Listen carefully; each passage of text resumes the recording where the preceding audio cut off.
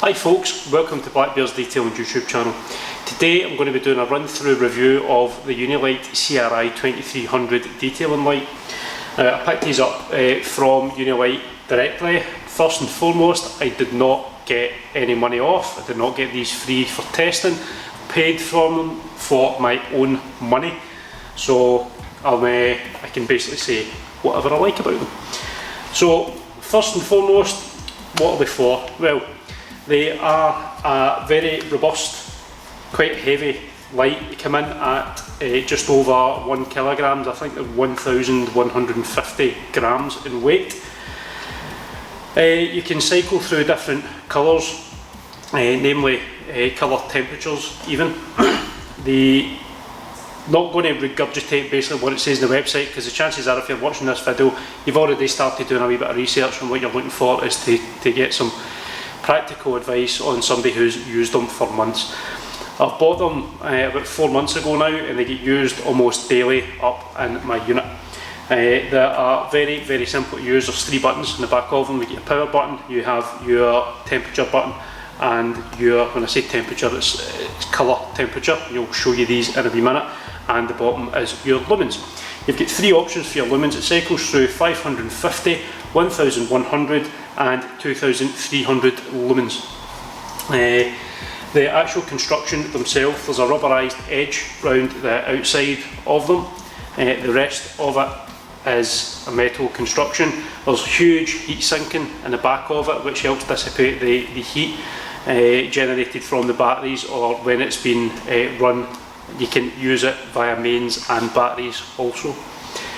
Run time, I believe from memory, in fact there we go, it tells you right here, run times on low 8 hours, mid is 4 hours and high is 2 hours, and it takes about 3 hours to charge them. I've not had any issues with them. It says I'm using the 2 of them pretty much on a daily basis. Strangely, one of them, the battery seems to discharge quicker on one of them than the other, despite the 2 of them being used in the same environment, both of them being fully charged. One of them seems to kind of go down about 20% quicker than the other one, which is weird, but not enough for me to contact them and send it back, etc. I don't know what they would do with it, but it's still working, so I'm not going to be that petty and say to them that, but it's just something worth mentioning. Charging, really simple, really easy. You have a rubberised, waterproof wee stopper at the top of it, and just simply take your charging cable. So this is UK, so it's a 3-pin plug, and you've got 5 metres cord. Take it in and click it in, and it feels absolutely rock solid in there. That is not going to go anywhere. And then to get it off, you just lift this up and pull, and then that's you. So it's got a wee locking mechanism in there, which you might be able to see when you pull it up. The wee locking pins pop back.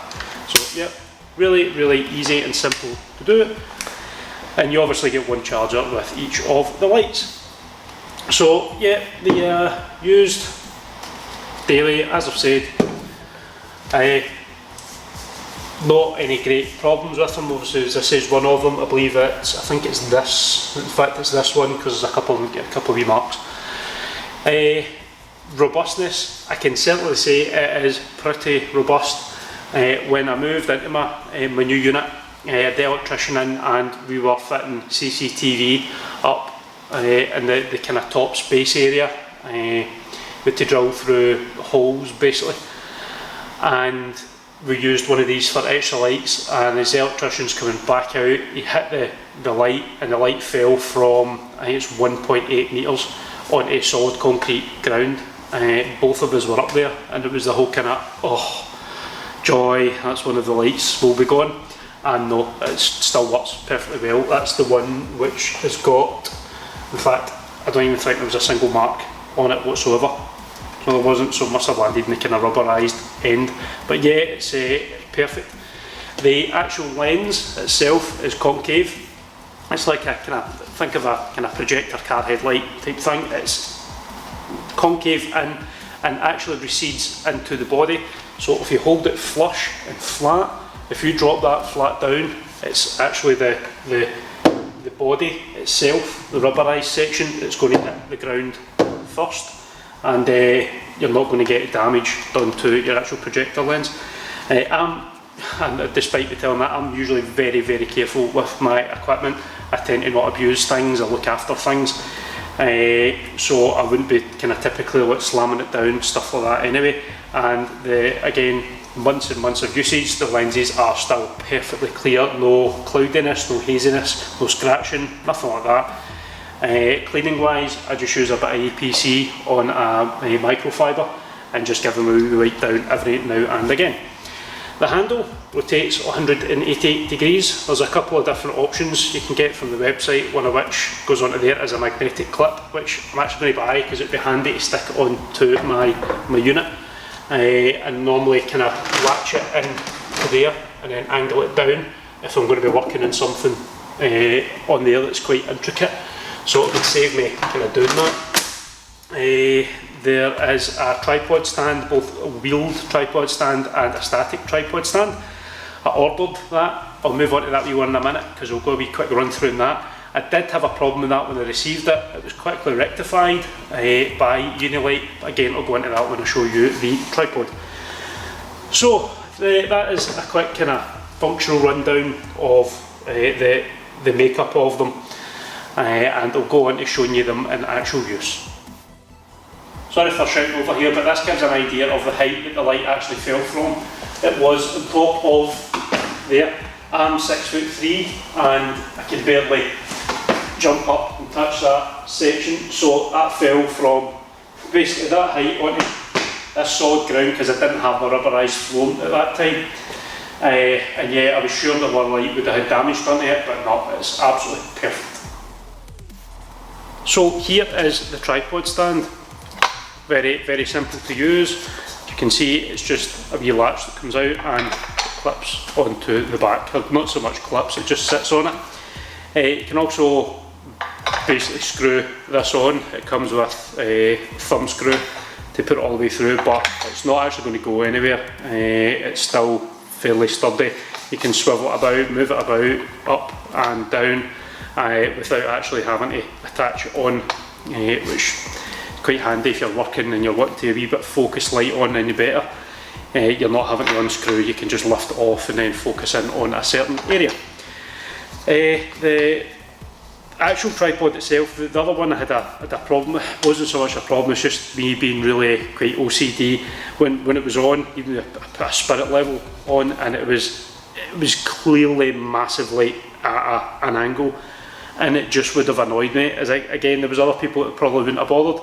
Contacted Unilite, and within the next day they had sent me out a replacement one and just asked me to repackage up the one I had and give that to the courier. So absolutely flawless service in that sense, so I cannot fault them at all. Again, pretty petty, yes, I know. However, even then, the tripod itself isn't that cheap. I can't remember how much it is on their website, but at that kind of price point I would have expected it to be kind of perfect, so sent it back. But again, flawless customer service. They get one shipped out for me the next day and the other one collected and away, so no big headaches there.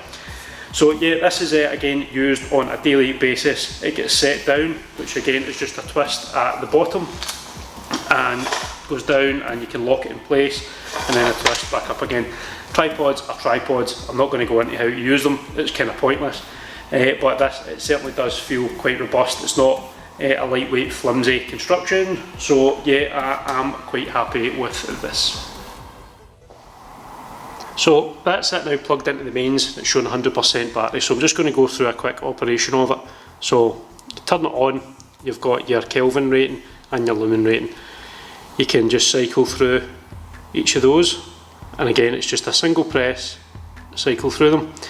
You've got your lumens, or your brightness. Again, 3 options with that, and it's just a cycle function, and then you turn on and off with the top power button. So as you can see, pretty dark. The lights are a distance 2.5 metres away from the wall now. The wall's obviously painted white. So what I'm going to do is I'm going to turn one on.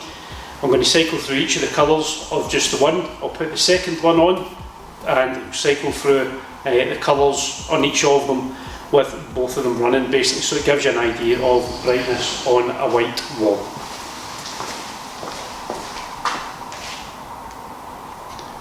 So that's it on full brightness and set to a 6500 Kelvin brightness.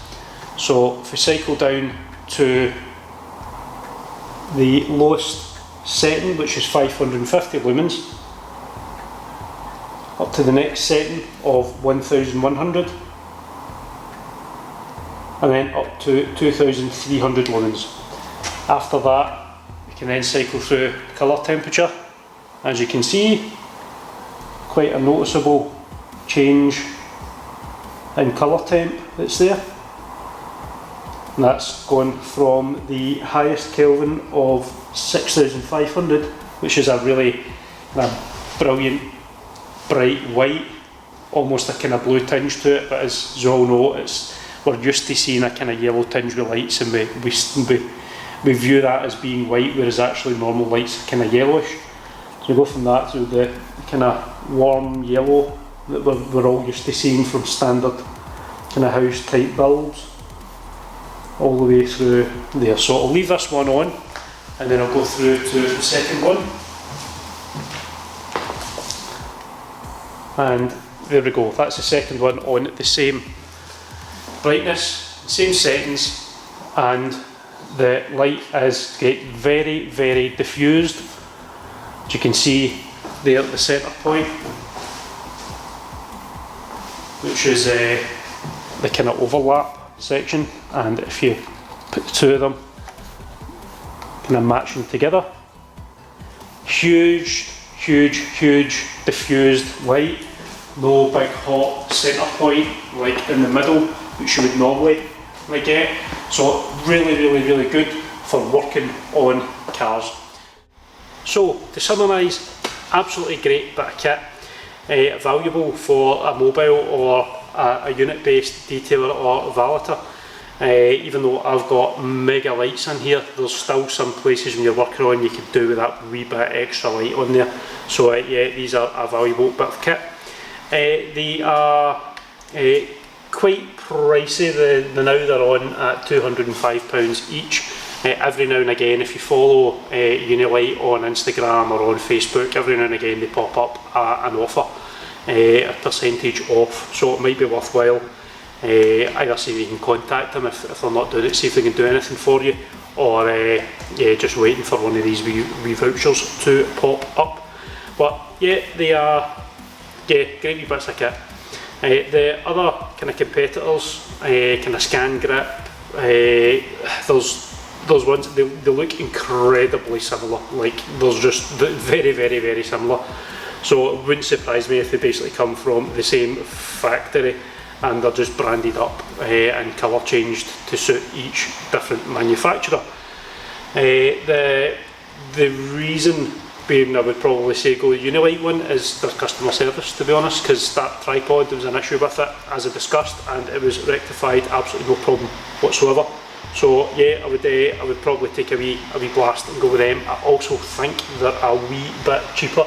Again, prices go up and down all the time, so you can check that out for yourself. Again, performance wise, I can't fault them whatsoever, so I would be incredibly surprised if the competitors are any better or not. Again, I haven't checked them out, but yeah, I use them day in, day out on all manner of different cars, from vintage Aston Martins to brand new McLarens, and I've never felt that I needed more light than what I've got. So yeah, give them a wee shout, check them out, and if you've got any questions, you can hit me up on Instagram, you can hit me up on Facebook, just search for Blackbeard's Detailing, or message here on YouTube. If there's anything else you think that you would quite like a review on, anything you've seen in my unit, then send me a wee message and I'll see what I can do.